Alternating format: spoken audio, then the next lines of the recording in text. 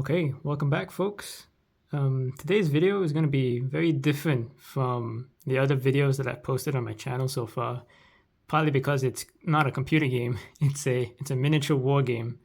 And the reason I'm doing this, there's several reasons why I'm making this video. One is that I heard a few days ago that this game is being discontinued, so it's no longer going to be sold or made.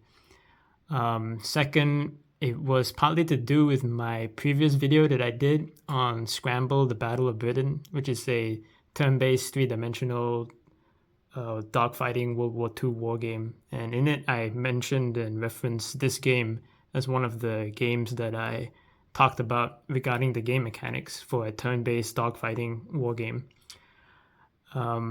And someone else was interested in it, a good friend of mine on the Discord server. So I figured, you know what, instead of like trying to give a bunch of links, which most of them are like 10 years old now, of the trailers and the basic game mechanic guides made by the company when it was first released, I might as well just make my own video, because why not? And it also gives me an excuse to try experiment with recording board games and whatnot, because I have quite a few like proper war games where you play it on a massive table, and it takes like weeks to finish. So I'll use the stuff that I learned in recording this, and maybe I'll make a video about that another time. But for today, we'll just focus on this game here.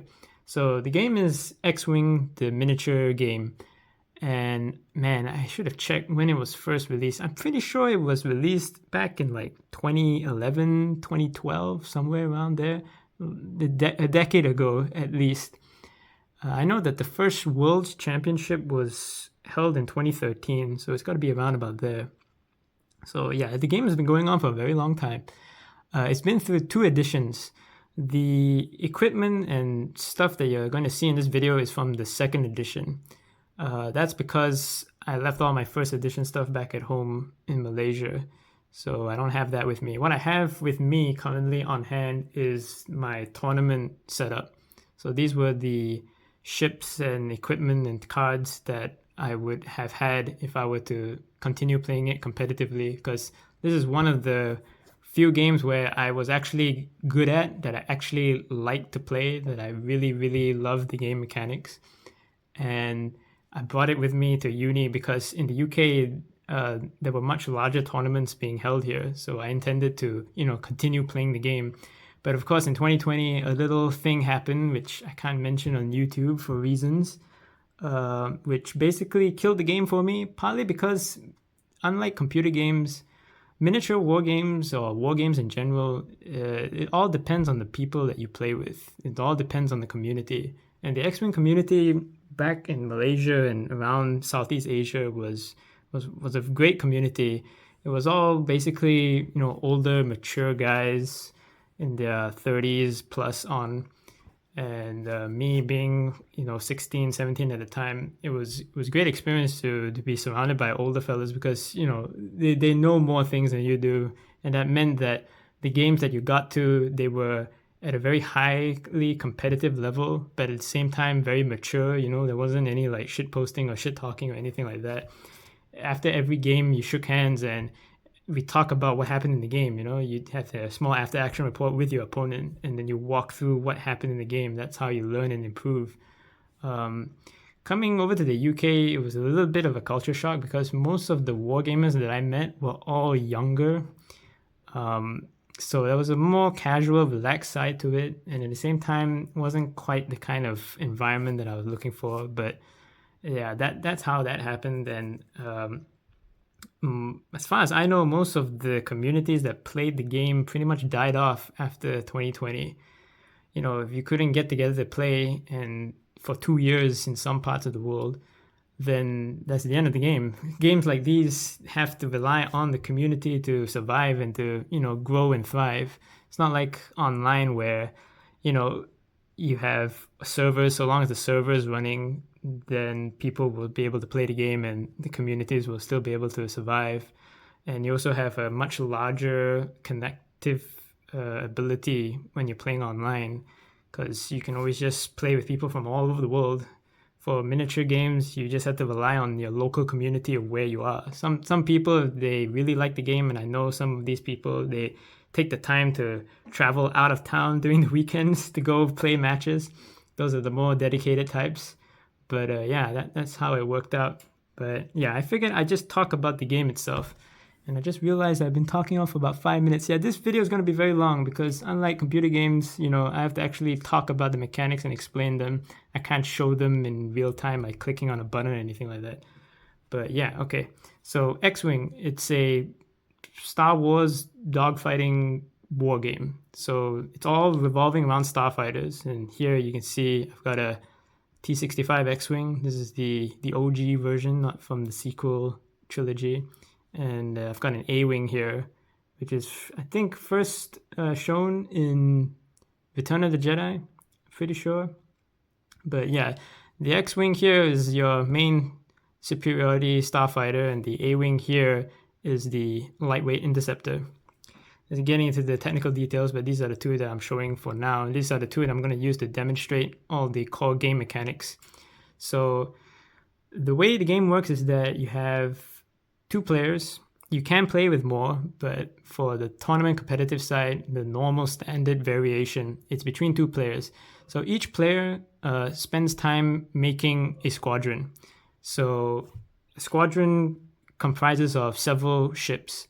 Now, there's a limit to the amount of ships you can have, or at least when I stopped playing, there were new rules implemented that capped the amount of ships that you have. So you must have I think it was 2 ships in your squadron, and the maximum amount was something like 7 or 8, I believe.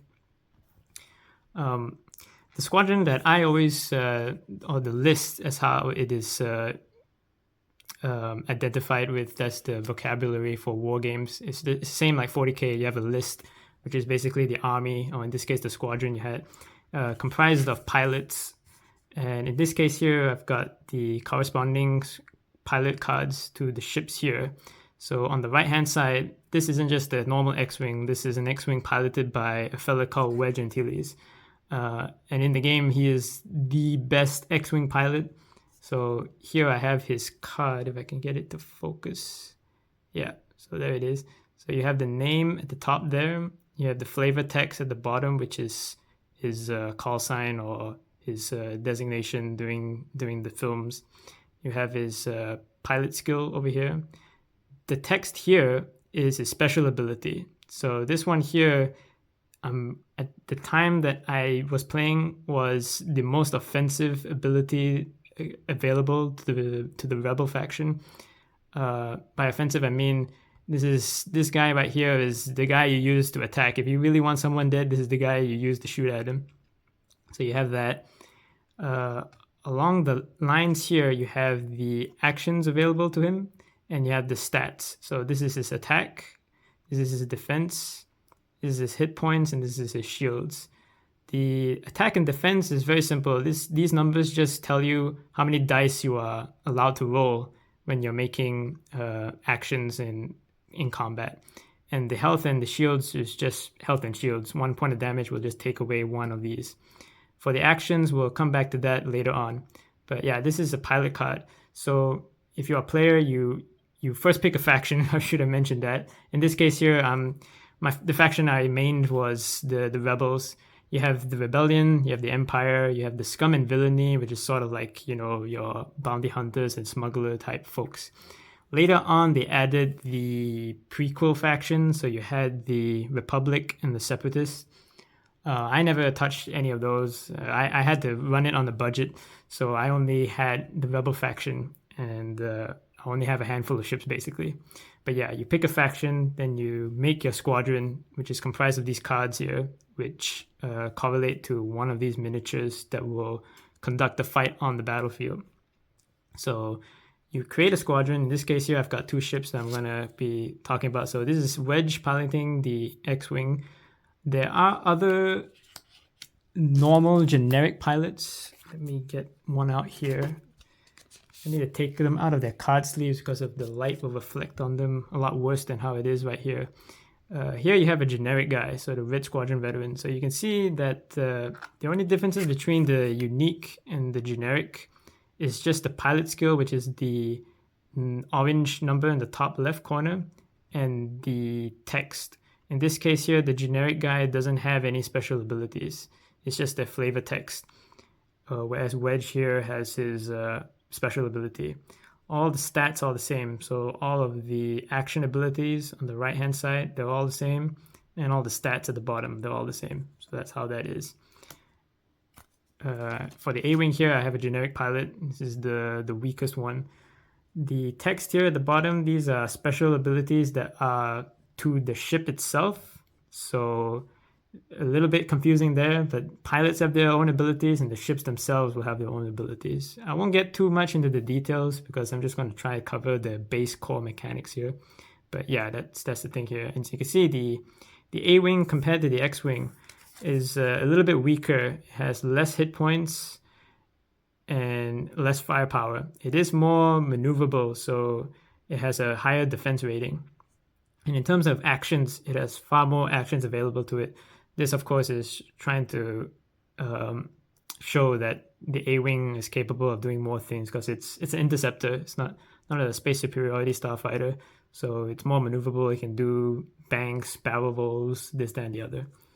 So yeah, you create a squadron. The squadron is comprised of points. Now, in first edition, the points used to be printed on the cards themselves. So it would be here. In second edition, they did away with that. What they did was they moved it over to an app-based system. So you needed to download the app, which when it first released was trash.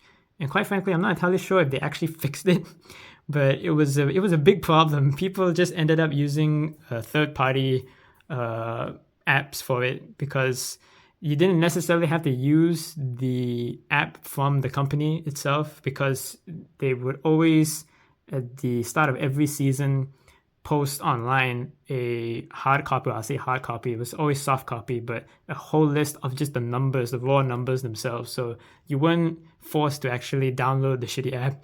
But yeah, you could just do it old school and just get the numbers, the raw numbers from the company, and then just write it down on a piece of paper what your squadron was and who all the things are.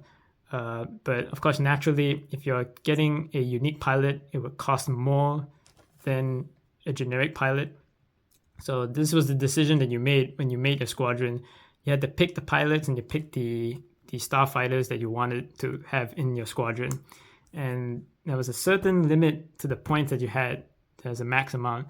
In first edition, this used to be 100 points. In second edition, I think it was 150 or something like that, because they had to tweak all the points for balance issues. There was a lot of balance issues in the game, and it suffered from that from the second wave on. But yeah, in the second edition, you don't have the points printed on the cards. You have to go look it up somewhere else. So you pick the squadron. You also get to pick upgrades. So upgrades can take many forms. So in here, I've got two different types. I've got an astromech and I've got a talent, elite talent, pilot talent. That's what they were called, I think. These things also cost points. And what these things do is that they give you even more abilities to your already ability stacked ships. So it's a lot of like card game elements involved here, but it's represented onto a 3x3 playfield with miniatures that go around and maneuver around the battlefield trying to shoot each other. So once you've decided what your squadron is going to be made of, what all the pilots and all the abilities are, you have them refereed by the referees. They check your list, make sure that it is tournament compliable, and then you play through a match. Now, the match in tournament settings is time controlled. So it's not the number of turns that you play, but it's the number of turns that you can play within the time limit. I think the basic tournament time control rules was an hour and a half.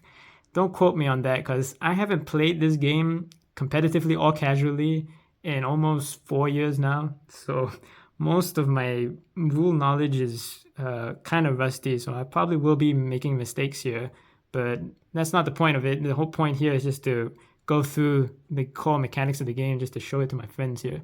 But yeah, it was time controlled, so you played as many turns as you could within that allotted time, and then at the end of it, if no one had won, you just take the points that were still on the table, and the person with more points naturally just wins the match, basically. But yeah, that's how that works. So I'm just going to go through one turn of this game using these two starfighters here, because I don't have any Imperial TIE fighters to shoot at, sadly. I have two back at home, but I didn't bring it with me because, you know, I'm traveling. I just take the bare minimum for the tournament stuff. So yeah, I'm going to just use this example here. I'm going to have Wedge engage this Phoenix Squadron pilot, and I'll just go through one turn. Okay, so what I've got set up here is just a mock battle. We're just going to pretend this is the Rebels training in an asteroid field of some kind. Of course, in the actual game, it is possible to play against someone of the same faction. There's no, like, you know, cross-faction rules or anything like that. You just have to make sure that the members of your squadron are from the same faction. Whoever you fight can be anybody, including the same faction. So here I've got a mock practice set up. A full game is played on a table that is 3 by 3 feet, so a square. This is not 3 by 3, this is much, much smaller, but we're just going to go with this for the purposes of the video. One thing that is part of an actual game are these things here, which are asteroids. Now, there are different types of asteroids. They come in different shapes as well. And different types of asteroids also have different abilities that occur, but these are just obstacles, basically. And the way the game works is that each player, before the match begins, selects 3 types of obstacles. They have to be different types, different shapes.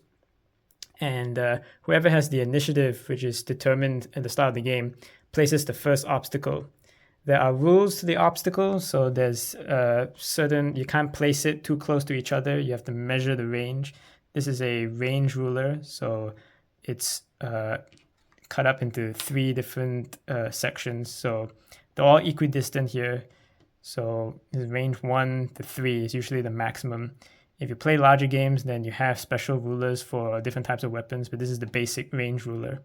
So you have rules regarding the placement of obstacles. They can't be too close to the edge, and they can't be too close to each other. And this basically creates the environment of the battlefield. So no match is ever the same in a game of X-Wing. It's always going to be different.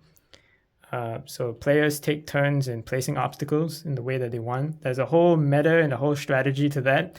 I won't get into it here because there's a whole lot of detail for that. Because like I said, I used to play it competitively, and I played it against some of the best players in the world. I actually played against one of the would-be world champions at the time. Not at the time, but later that year, he would win the world championship.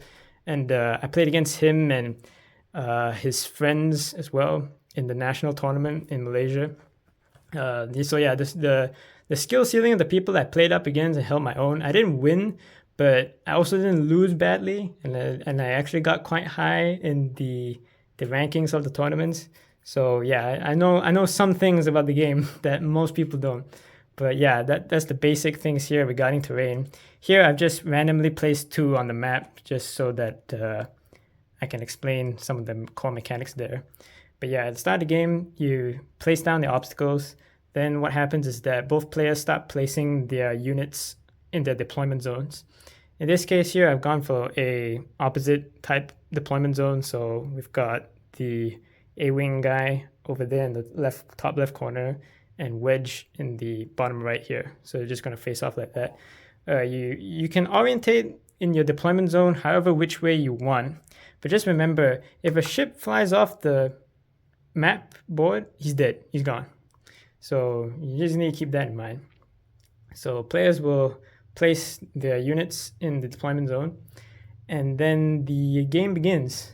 So the thing about the turns is that it relies on the pilot's skill.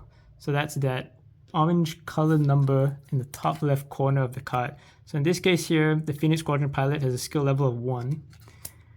And Wedge over here has a skill level of 6, which in the 2nd edition is the highest, I believe. Highest printed. There's ways to push this number above using special abilities, but we'll just go with what's on the board here. In 1st edition, it was 1 through 9, but they changed that. So a lower skill number indicates that the pilot is of lower skill. That's how it is. Yeah, who would have thunk? So the Phoenix Squadron pilot here is at the bottom of that skill level, and Wedge over here is at the top of the skill level. So how does this work? So this is how the game mechanics for moving and shooting is. In order to move the ships, it goes in an ascending order. So you start with the rookie pilots all the way to the veterans. So it alternates. Unlike most turn-based games, it's usually one side moves everything, then the other side moves everything, then it rotates back to the first player who then shoots with all of his weapons, then it passes over to the next player. In X-Wing, it was unique in the sense that it alternated between both players constantly. So it's not that player one moves first all the time. It's an ascending order of all the pilots in the game. So in this case here, we do start with the A-Wing and then move on to Wedge. But if it was a larger squadron with multiple ships in play, it would just be any ship, doesn't matter which side, moving from the lowest skill pilot to the highest skill pilot. If there was a tie, then the person with the initiative would move first. Now, when it comes to shooting, the way that works is it goes in a descending order. So the highest skill pilot gets to shoot first, and then the lowest skill pilot shoots last. And so you can see how they cleverly, designed that game mechanic. So in terms of moving, the highest skill pilot still has an advantage because he gets to see first how the lowest skill opponent is moving. Now we'll get to the movement in the second year. But yeah, so a higher skill pilot can get to actually, wait and see what his opponent is going to do, just like a skilled pilot would in a starfighter. And then when the combat starts, the higher skill pilot gets to shoot first. So in the event that the shooting starts, if Wedge shoots the A-Wing here and kills him, the A-Wing doesn't get to shoot back because of how the numbers are. If they were tied in skill pilot, if let's say the opponent was also a 6, then it would be resolved regarding to initiative, but the damage would still be dealt at the same time. So, it's a little bit fairer in that sense. But yeah, that's how the core game mechanics regarding the pilot skill works. It goes from ascending when you're doing the maneuvers, and it goes descending when you're doing the combat. So that's how that is. So at the start of a turn, what both sides do is they set the maneuvers. So what I've got here are called maneuver dials, and they correspond to the type of ship, all right? So you don't see any names or anything, you just see the type of ship here. So I've got the A-Wing dial here on my left, and the X-Wing here dial on my right. And what you have are the maneuvers. So the maneuvers are different per ship. So the A-Wing's maneuvers are different from the X-Wings because the A-Wing is far more maneuverable and faster. It has a lot more options available to it, and the X-Wing not so much. The X-Wing does have a couple of tricks up its sleeve regarding maneuvers, but I won't go into detail about that. Now, each of these maneuvers here that you see, they correspond to one of these things. So these are the maneuver templates.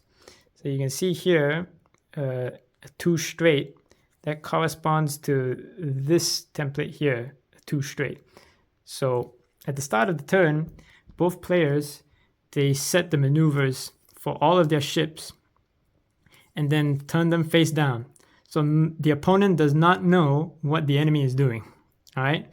So they select the maneuvers. So let's just say for this one here, we'll go with 2 bank to the right for the A-Wing. The A-Wing player would set the maneuver, turn it face down, and then place it next to the ship that's corresponding to it.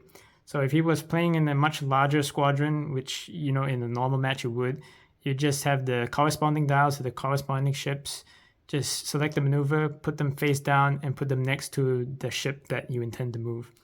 You have to make it clear, when you're setting up the dials, because, you don't want people cheating by, if you have 2 of the same ships and you 2 of the same dials, you switch the dials mid-game.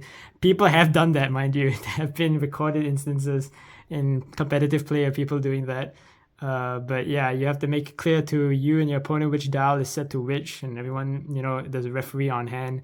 But usually the X-Wing community, such cheating allegations were very, very rare. It was always pretty much very civilized. In local play and casual play, all the way to the competitive play, those events were very rare. But yeah, you select the maneuver, put it face down. So the same here for the X-Wing. I'm gonna choose to just go 2 straight instead here. Yep. So select it here, turn it face down, and then put it next to the corresponding ship. Okay. So you do that. So players will do that for all of their vessels all at the start. And then once both players are done setting the maneuvers, then the turn begins. So we'll run through a turn here. So we go back to the ships here. So let me just put the shield tokens back on. Okay. All right. So both players have already set their maneuvers for the ships.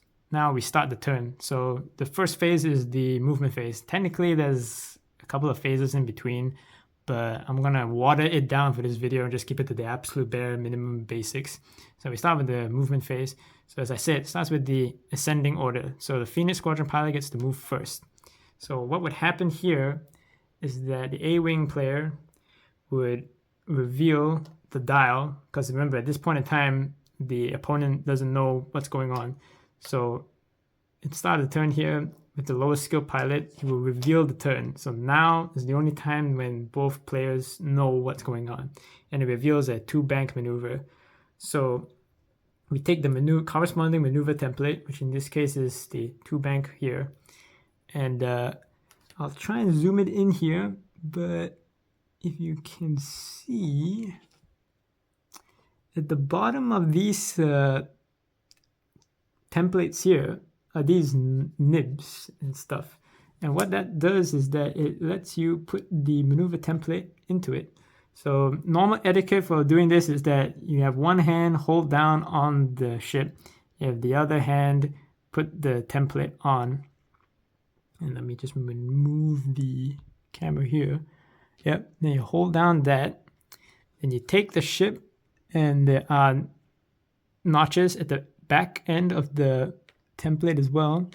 So that fits right in here as well. There you go. And then you get to move the template. That's moving. That's it. That right there is maneuvering.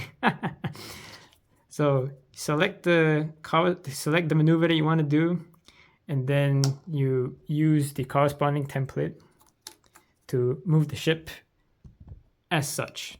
So this is the first part of the game where there's a lot of skill involved, because you're not allowed to pre-measure things. That's not entirely true. There are certain things you can pre-measure regarding the range. We use the range ruler, but for maneuvering, you cannot pre-measure. You can't take the template when you're doing your pre-planning and then like put it down there and see where you can move. You can't do that.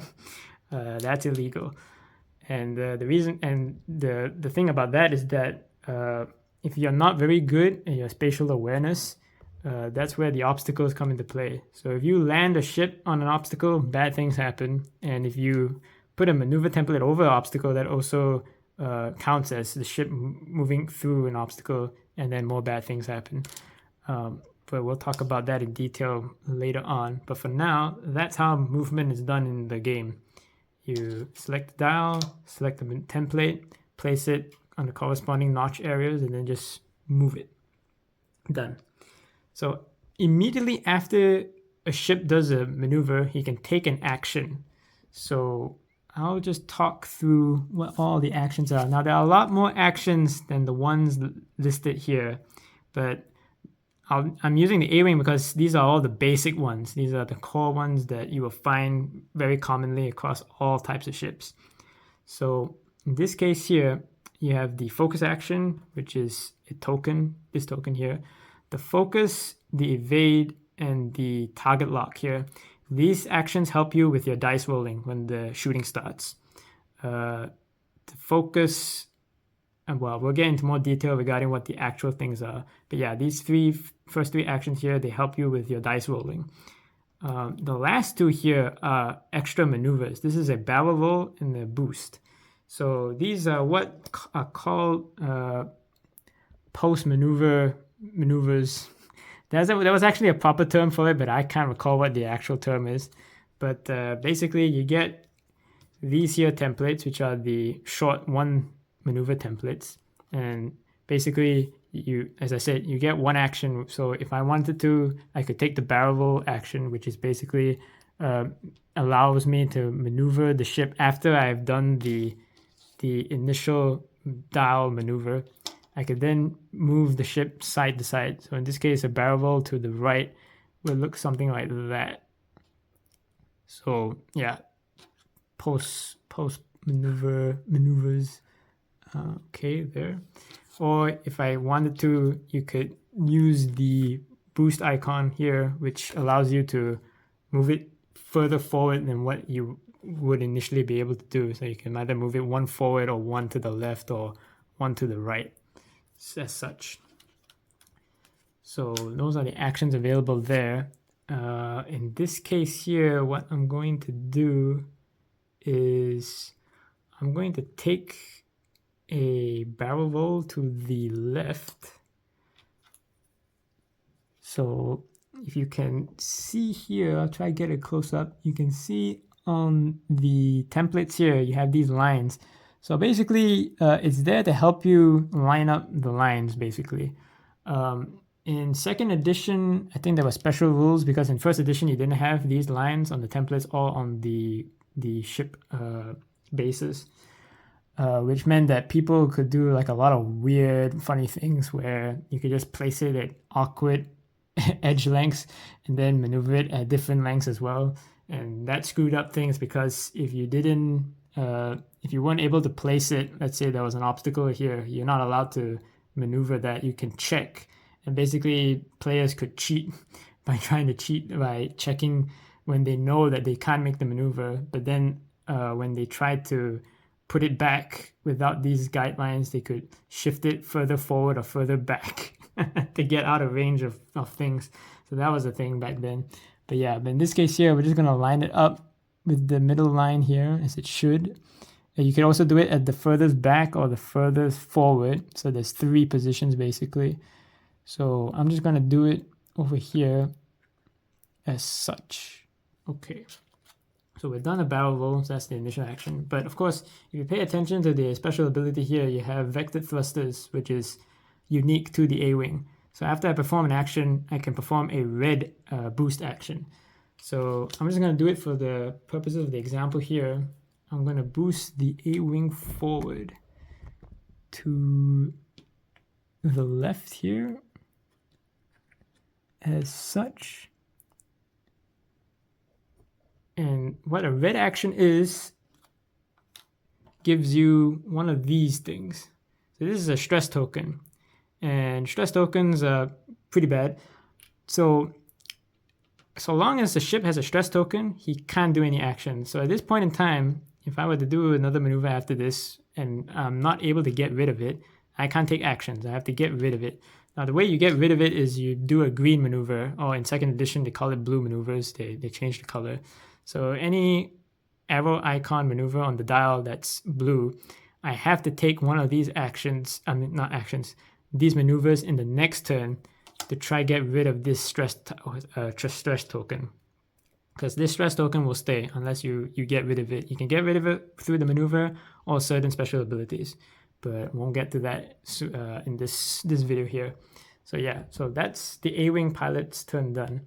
Now we go on to the next pilot in the skill order. So we've done the 1, there's no 2 to 5, so we go straight to the X-Wing pilot. So we go straight to Wedge here.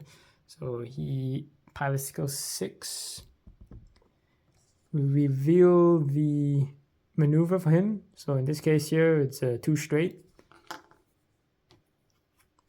So the same way, you just hold down, let me get the better camera angle. Okay, you hold down the base of the ship, you slide in the template to the front, then you hold down the template and then move the ship forward. There we go. Okay, done. And now for Wedge's action. So the X-Wing has different actions, as I've said before. In this case, we have the focus, the target lock, and a barrel roll.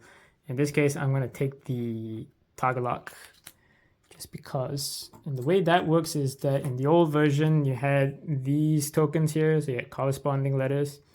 I do have the newer versions, which is much less tedious, but for the purposes of illustrating, it's easier to use these actually.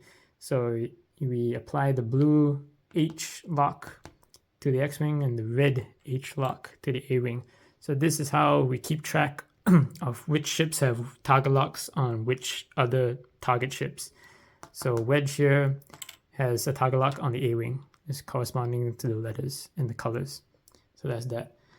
So if it was a proper match, there would be more ships moving according to the pilot skill level. In this case, it's just 2.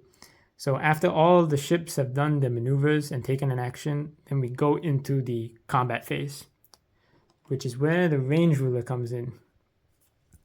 So let me just put the camera here. Okay. So there are 3 ranges. What they mean is that at range 1, the attacker gets an extra attack die. At range 2, nothing happens. And at range 3, the defender gets an extra defense die. So in this case here, to illustrate the combat mechanics, we'll just go through the normal shooting procedures. So Wedge being the highest skilled pilot, he goes in a descending order, remember, for combat at 6. He's going to shoot the A-Wing. So what we do is, if you have a look at the base here, you can see here there's an arc printed out. So this is how the ships shoot at each other. It's that anybody within the 90-degree arc in front of the guy, you get to shoot, so long as it's within range. And range is basically 1 to 3. You can't shoot beyond range 3. And you also can't shoot people that you are in base contact with, because there's ramming in the game. There's no real damage done when you collide with the ship, but there's problems like you can't take actions and you can't shoot. At least that was how I remember it in 2nd edition. I think they actually changed that rule later on, but yeah, that's how the way I remember the game being played. So in this case here, Wedge is going to shoot the A-Wing. And what we do is we measure from base to base the closest contact point. So in this case here, if we take a look at the base, now you're not going to be able to really see from the camera here. Let me see if I can get it at a better angle. Okay. Yeah, so the A-Wing is not actually in range 1. I'll try to see if I can tilt the range ruler here. Yeah, it's just outside range 1. So I don't get an extra defense die for shooting the A-Wing here. So we've measured the range. We've already, I of course have to declare which ship is going to shoot which ship. Because if you don't do that, then certain players, they can just say that they want to shoot a certain ship and then just measure the range and they get information from the range from there when you're not supposed to technically. Actually, no, that's incorrect. You can, that is one thing you can do. You can do the measurements with the range. You just can't do the measurements with the maneuvers. But yeah, okay, so we've measured the range here. Now we just double check the stats on both the ships. So the X-Wing has an attack value of 3, which means we get to roll 3 of these. These are attack dice. And the counterparts to them are the defense dice, which are these green dice. So these are 8-sided dice. Okay, so there are 3 icons. Well, on the attack dice, there are 3 different icons. The icon that I'm showing here is a hit icon. So if I were to roll this, I would deal 1 damage to the enemy. If I rolled a crit icon, which is one of these, where it's a hollow out hit icon, this is a critical damage. We'll get to what a crit is in a second. You also have a focus icon, and you also have a blank. So for the X-Wing here in this attack, I'd roll 3 of these, which is what I'll do now. So once I've declared the attacker and the target, measured range as well. Check for any modifiers, which I don't have any at this point in time. I then roll the attack dice. Okay, so we got a pretty average result. I've got one critical result, one focus, and one blank. So let me talk about the dice mechanics here. So if I mentioned before, there are actions that we could have taken that could modify dice, and this is where it comes into. So let's say that for wedge here, instead of taking the target lock, I had taken a focus token, which is one of these green things. What a focus token does is I can spend it, and it will allow me to change any focus results into a hit, or if it was on the defense die here, turn it into an evade. So basically the actions, this was the fun part about the game, is that it took away a lot of the RNG aspects which you find in other war games when they use dice. In X-Wing, they always gave you options throughout the entire game to have the ability to modify results into your favor. Of course, there's still a lot of random elements to it. You're still rolling dice and you still have blank icons and whatnot. But this was one of the fun parts of the game. You always had the sense of player agency, that things weren't always being thrown up to the dice gods, that the player had some control over what was going on. So in this case here, if I had taken a focus action, I could spend a focus token to get an extra result here. But that's not what I did, so I can't do that. That would be illegal. But what I did do was take a target lock. And what a target lock does, it allows you to reroll any of your dice that you use to conduct an attack. So that's what I'm going to do. I'm going to spend the target lock, which means I need to remove the target lock tokens here. So I spend that. And I'm going to re-roll these two dice here. So I'm going to keep the critical result. Okay, so I got an extra hit and a blank. So that's the final attack result here. So after the attacker has rolled the attack dice, now we switch over to the defender. And the A-Wing pilot here defending has a defense value of 3, which means he gets to roll 3 defense dice. So we'll do that here. I'll just move this to the side. Okay, wait a minute. I'm sorry. I forgot something.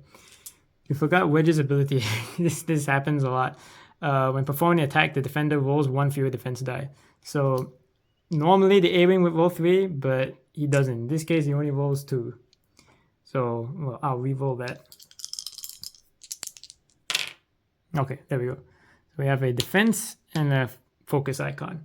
So the same thing applies to the defender. If I hadn't taken the previous action of the vector, not the vector thrusters, but the barrel roll, if I hadn't done that and instead had taken a focus token, I could spend that now to turn this icon here into an extra defense. But I didn't do that, so that's not what's going to happen. Another thing I could have done is I could have taken this evade icon, which basically is a free get out of jail card. I can cancel any one hit. But yeah, there are plenty of options here in the game. I'm not going to try not to go into too much detail because I realize that I've been going at almost more than half an hour at this point. So yeah, we'll just go with what we've got here. I can't modify these dice because I don't have any tokens available. I didn't take the actions prior to this that would have helped me. So now we compare the damage. So the way it works for the defense is that you have to first cancel out hits. So the crits get special priority. If there were more defense dice here that had the defense icons, then I would have needed 2 in order to cancel out this crit and hit. And in this case, that didn't happen. So the blank didn't do anything. The focus icon, for all intents and purposes, if you don't have a focus token, is basically a blank. The evade will cancel out this hit, and the critical will go through. So the A-Wing here takes 1 critical hit. Now this is where the shield and hit points icons come into play. So by default, the X-Wing and the A-Wing have 2 shields each. So when you deal 1 damage to them, you just take away 1. So in this case here, even though it's a critical hit, it goes into the shields first. So it does nothing. It just takes away the shield, that is. So the A-Wing is now down to 1 shield and 2 hit points. Now, if there had been no shields on the A-wing here, what would happen is that we get this, which is the damage deck. I think there's about 33 cards in this deck, and it's the same for everybody. So each player needs to have their own damage deck. All the cards in them are all the same per deck, so there's no mismatch or unbalance there. But it is random, so you have to shuffle these decks before you start the game. So if it had been a normal hit, I would just assign one of these hit markers to the A-wing. And if the hit markers equal or exceed the hit points, it destroys the A-wing, destroys the ship that is being assigned to. In this case, if the critical result were to resolve against the hull of the ship, what we do then is just flip it over. And what you can see here is the critical effects. There are unique critical effects to almost all of the damage cards. There are some that repeat themselves. I think there's one called direct hit. Well, there we go. This one repeats quite a lot, which is, the basic. You just take, instead of 1 damage, 2 damage, which always hurts. But yeah, these are the critical results, and they all have their own special debuffs, basically. So yeah, you don't want to get hit by a crit. That's all you need to know about that. So yeah, that's how the damage mechanics work. So I've showed you the core combat mechanics, core damage mechanics. After both ships have taken... Okay, so in this case here, we need to now go to the next ship to start the attack, in which case is the A-wing here. So we measure using the ruler. Now this one here, you have to eyeball it, but usually if players can't agree, they get the referee to check it for them. But for here, I'll try and maneuver the camera in such a way that you'll be able to see properly. Okay, there we go. So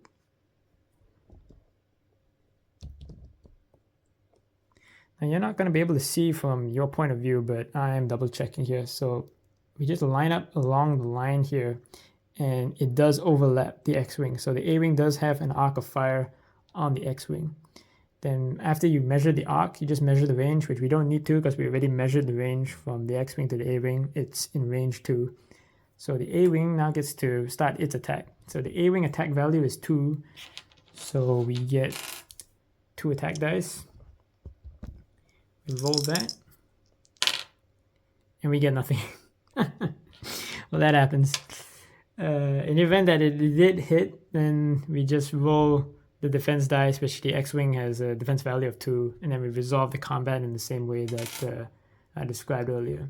So yeah, that is a 1 turn of a match of X-wing. After all the ships have done all their shooting now, then we go into the refresh phase. It's not called the refresh phase. I can't recall what the actual phase is, what the phases names are. But what happens then is that we remove all the green and blue tokens. So if you had taken one of the actions, such as the focus or the evade, these things go away. So these are not things that you can store in a bank anywhere. So this goes back to making your tactical decisions throughout the game. You could have taken these, but now at the end of the turn, they go away. The things that don't go away are the target lock stuff. So target locks are permanent until you use them, or if ability strips them away.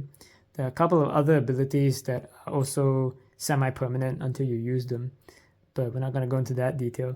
The red tokens, they stay. There are a lot of different red tokens. There's ion and other stuff, but in this case here, the stress token does not go away.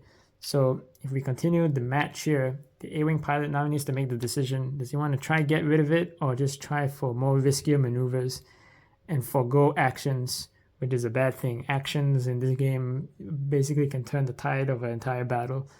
That's a decision he is going to have to make here. And for the X-wing pilot, he's in a pretty good position now. He's already dealt 1 damage, but now he has to jockey for a position basically. And the maneuvers here on the dial, I'll just show some of the more advanced maneuvers. So for the X-wing here, we have what's called a K-turn, or a choreographed maneuver. In this case here, it's a K4. Let me just move the A-wing out of the way, just to demonstrate here. that would mean you take the 4 maneuver template, and instead of just moving it normally, which would be like this, the K turn basically means at the end of it, you get to turn it 180. And then, of course, since it's a red maneuver, you then get a stress token. So that's a maneuver that's available to ships. There's also the Talon roll, which is a bank maneuver. So instead of doing a 180, what the bank maneuver lets you do is when you get to the end of the turn, which normally would have your ship facing this way, you get to turn it on the side. So it's like still a 180, but it's like a drift, basically, which is a really cool turn. This was the brand new maneuver that came in 2nd edition. It's one of my favorite maneuvers. Never actually quite pulled it off in any real situation that won me the game, but cool nonetheless. So yeah, those are some of the special maneuvers available. So yeah, both squadrons would go at each other until the time limit expires, or if one side is completely eliminated. Just to add on to the obstacles here, the bad things that happen if you fly into an obstacle, if you fly through it, so let's say your template overlaps it, but your ship doesn't end up on it. Basically, you just need to roll an attack die. So if you get a hit or a crit, you take the hit or crit.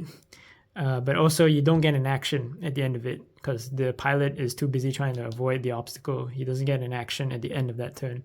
If a ship were to land on it, however, you do the same thing. You can't take an action. You roll for a hit or crit, but the ship now also can't shoot. Right? That's a big thing. That's a bad thing about having to land on obstacles. Another thing about obstacles is that if you try to shoot through them, right? So let's say that this was a setup here and I tried to take a shot at the A-wing. We measure the closest point to the closest point on the basis. If that line goes through the obstacle, the defender gets an extra defense die. So those are more tactical considerations regarding the terrain. As I said before, there are different obstacles that have different abilities and stuff, but I'm not going to discuss that here. But yeah, that's how a full turn of X-Wing is played. Okay, so before I end the video, I'll just show you what a full squadron would look like. This right here is my tournament setup. 2 X-Wings, a Y-Wing, and an A-Wing. And I can't remember what all the upgrades were that I bought for it, because as I said, in 2nd edition, the points changed according to the season. So I just have the pilots and the ships here. And I'll just walk you through what the meta looked like when I first made it. It was for a 1st edition tournament. That's where the basis of this squadron was based around. And the core philosophy behind it was it had to be 4 ships. Just because I did an analysis of all the major tournament rounds in the... I can't remember what the term is called, but after you go through all the Swiss rounds, all the winners of the Swiss rounds, they then go into the cut, which is the finals, basically. So you have the quarterfinals, semifinals, all that kind of stuff. And that's not the exact term, of course, because when you have so many players... It goes on for a couple more rounds, but I took a look at the time, it was 2016, I believe, of all the meta builds that people were playing competitively, and it came down to the conclusion that I needed to have 4 ships, and it had to be this way because, as I said before, I was running on a budget, so X-Wing suffered from a thing called power creep. So the way the game made money was that every season, which is like every 4 months or so, the game company, Fantasy Flight Games or FFG, they would release a wave of ships. And a wave of ships would be new starfighters, basically. New starfighters, new pilots, and new upgrades. And what would happen is that every new season, naturally, the new stuff would make all the old stuff outdated. So... if you didn't get in on the new stuff, you get left out if you're playing competitively.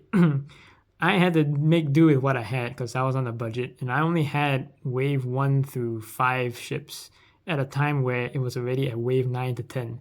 So I was like, behind half the seasons. But that didn't deter me. So just make do with whatever I had. And this whole squadron was designed in such a way to counter the meta. So you had the meta, which at the time was called the U-boat menace, because there was a ship that was basically literally in the shape of a U. And what they did was they had a lot of torpedo attacks. So what they did was you brought a bunch of these U-boats into the game and you just shoot your torpedoes off at max range. And basically you could wipe out your opponent before they could get in range to, well, not get in range to shoot at you. They could still shoot at you. But basically you had an alpha damage advantage at long range. And you basically wipe out your opponent before they get a chance to really do any harm to you. It was one of the worst metas in the game. Not a lot of people were happy with it, but it is what it is, right? So the core philosophy behind this squadron was designed to counter the meta, which was a thing. That was the thing about X-Wing, was that unlike in most metas in most other games, remember the term meta just means the most efficient way to play a game. But as I've shown you here, there's a lot of factors involved in X-Wing that if you're a good enough player, you can shift the battle in your favor. So the first thing, of course, is maneuvering. If you're very good with your spatial awareness and you know how these things work, against an opponent, it doesn't matter if the opponent had the most broken build in the game, chances are you're still going to win that match just solely on this sole mechanic, most of the time, and we're talking like 80% of the time. The other thing, of course, is the actions that you take. As I've shown you, actions not only used for maneuvering on the board, but they also influence the combat mechanics. If you're able to take the right actions at the right time and your opponent doesn't recognize them, that also shifts things in your favor. And of course, the one thing that I always banked on, because I did a lot of risky plays, if you are on good terms with the dice gods, then these things help a lot. If you just get lucky, you win easy. But yeah, that was the great thing about the game, is that if you are able to understand the core mechanics, even if the opponent still had like a ridiculously broken build, you could still win, which is what happened. This is what I did, and a lot of people were quite impressed with the victory that I won in that tournament. I didn't win the tournament, but I got into the final cut. I basically won against the, at the time, broken meta, and it was still regarded to this day as the most broken time of the game. The game company had to rewrite the rules several times over just to fix what they had broken. But yeah, I managed to beat a list against a player which was regarded by the community as actually pretty good. He wasn't some lightweight fella with this list here, and won my crowning achievement in the game. But yeah, I'm waffling on a little bit, so let me just get to the chase. I'll just show the pilots. So the core philosophy behind it actually was not based on this unique pilots. This pilot here wasn't a part of the original list, but I'm just leave it here. But the unique pilots were the two X-Wing pilots. It was Wedge and Biggs, but they won the key. The key was with these two guys, which were the generic. What you could do in the game, and you had to be skilled to do this because not everybody did it because it took a lot of skill to do, is that you could block people. So as I said before, if you were to fly through an obstacle, you would lose an action and also take a hit. But what you could do, right? And I heard they changed this mechanic after I stopped playing, which was ridiculous because, this was very important. What you could do is that if you took a low skill pilot here, in this case the Phoenix Squadron pilot, which is skill 1, which is the lowest skill, as I said before, it moves in ascending order. So what you could do is that you move first, right? You move first. And what you can do is you can force the opponent to fly into your ship. And what happens when an opponent flies into a ship is that, one, they can't shoot the ship, but also they lose an action. Actually, they can't take any actions. There's certain abilities that can give them tokens and whatnot, but core game mechanics here we're talking, right? What you can do is you block. And by taking the ability of an opponent's ship to take actions, when it comes to the shooting, it's gonna hurt, and it always does. And this is one of the things that I used in the past. And you need to be skilled, right? You need to be spatially aware how these things are measured and whatnot. And if you can outmaneuver the opponent like that, you get a massive advantage. And it proved decisive in several matches that I played with in tournaments. So that was the thing there. So that was the core reason behind this ship here in this squadron. This guy is there to block people and be annoying. the Y-Wing, his special ability was the abilities that he could carry. So naturally, different ships can carry different types of upgrades. So the Y-Wing has access to certain upgrades that the X-Wing can't take. In this case, the Y-Wing being the strike fighter for the Rebel Alliance, he gets access to a lot of secondary weapons. And one of those secondary weapons was a thing called Twin Laser Turret and also an astromech that was called the Stress Bot. So his role in the squadron is a support. He's long-range support, and his ability, his role is to, once again, deny the enemy actions. Because basically the combo that you could put on a Y-Wing back in the day was that you could give stress tokens to the enemy. you just put it on them. Yeah, that was really cool and really fun. But yeah, he's the support unit. He's also the tank because, as you can see, the Y-Wing being the bomber, he can take a lot more hits. So the way you would fly this squadron here at design, you block with the blocker. You send this guy into the middle of the fight to soak up the shots, but also give stress to the enemy, so you disrupt his ability to actually play the game. And then you come over to these two fellas. So as I said before, Wedge has the most aggressive ability in the game. He just straight up removes dice from the combat mechanic, which is really strong. He just straight up say, no, you can't have that. And then, he kills people.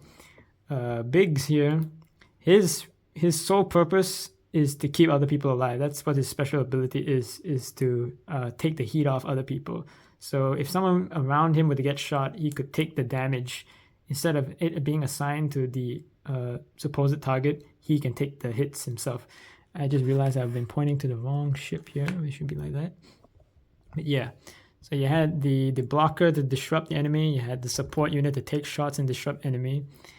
Then you had the killer here, Wedge, to kill everyone that's already been disrupted. And if the enemy tried to knock out, let's say tried to knock out the Y-Wing early on by trying to alpha damage, or knock out the real threat, which is Wedge here, Biggs being the escort pilot that he is, he can take the heat off them. So that was the way that this squadron was designed, and it worked out really well for me.